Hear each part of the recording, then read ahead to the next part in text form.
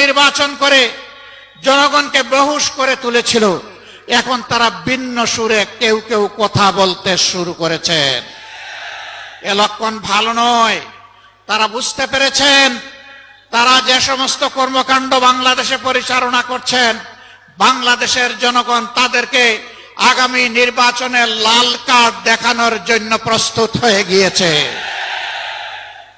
এই লাল কার্ড দেখা থেকে বাঁচতে গিয়ে যদি কেউ আগামী নির্বাচনকে ভণ্ডুল করার চেষ্টা করেন, আমরা মহান আল্লাহর উপর ভরসা করে বলছি তাদের সকল ষড়যন্ত্র এদেশের সংগ্রামী জনগণ ভণ্ডুল করে দেবে ইনশাআল্লাহ।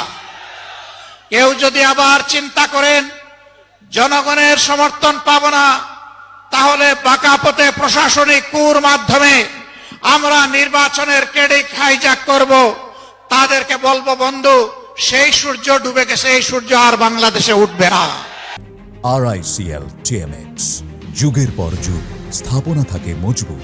এই সূর্য আর কালো সূর্য বাংলাদেশের মুখ দেখবে না। এখন নতুন সূর্যের উদয় হবে, সেই সূর্য কোরআন বুকে নিয়ে উদিত হবে ইনশাআল্লাহ। বাংলাদেশ থেকে অপশাসন দূর হবে।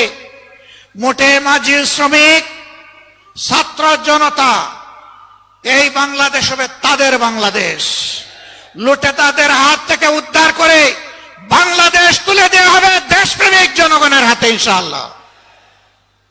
আমাদের যুব সমাজ যেই আকাঙ্ক্ষা নিয়ে রক্ত দিয়েছে, তাদের আকাঙ্ক্ষার সাথে আর দল সম্পূর্ণ একমত। এই আকাঙ্ক্ষার বিপক্ষে যারা দাঁড়াবেন, জনগণ আগামী নির্বাচনে তাদেরকে আর ক্ষমা করবে না।